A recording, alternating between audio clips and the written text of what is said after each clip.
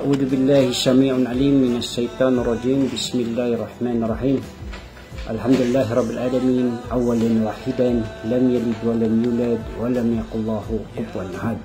Mga kapatid sa pananampalatayang Islam at ganoon din sa mga kapatid nating non-Muslim, ngayon po ay magbabanggit po tayo ng salita ng Allah subhanahu wa ta'ala from Holy Quran doon sa Surah Al-Hujurat verse 13 verse 1-3. Ang sabi ng Allah subhanahu wa ta'ala, Ya ayuhan nasu inna halaknakum min zakari wa unsa wa halaknakum syu'uba wa kaba'ila litta'arafu inna akramakum indallahi atkakum innallaha alimun habir.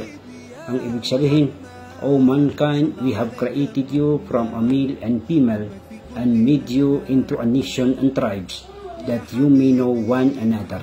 Verily, the most honorable of you with Allah is that believer who has al-taqwa, an example, one of the muttaqun, the pious. Verily, Allah is all-knowing, Allah is all-aware. Mga kapatid, maliwanag ang sabi ng Allah SWT, alam niya kung sinong mas mainam sa Kanya, yung yaong may pananampalataya sa Kanya. Alam ng Allah ang lahat ng bagay. Assalamualaikum warahmatullahi wabarakatuh.